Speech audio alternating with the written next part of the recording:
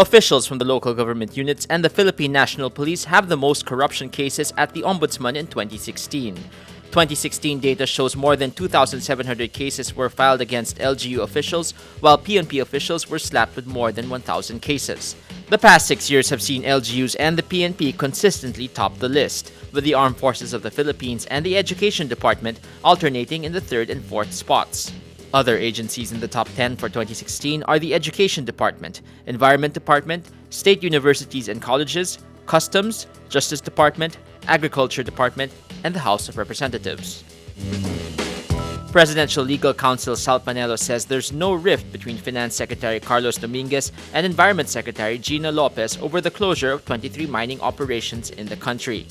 Panelo admits there was some arguing about the mining closures during cabinet meetings, but he says officials only wanted to protect Lopez from possible accusations of mining companies. He recalls telling Lopez, quote, "Secretary Sunny just wants to protect you so that when the mining company sues you, you're going to win."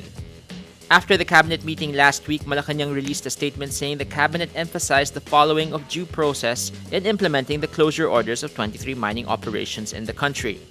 Lopez insisted from the start that she follow the proper guidelines, even as some mining companies said they were caught off guard by the closure orders.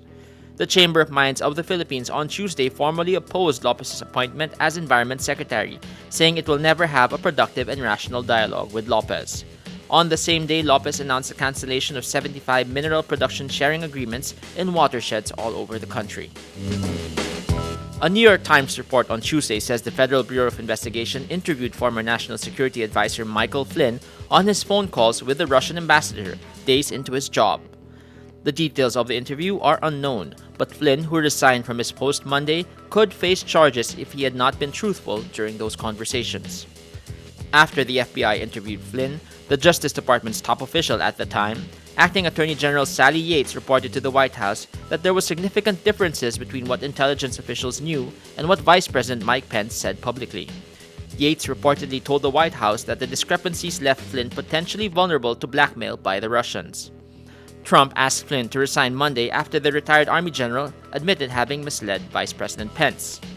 Pence insisted in television interviews in mid-January that Flynn had not discussed U.S. sanctions against Moscow with the Russian ambassador, but transcripts of the calls showed the topic was discussed.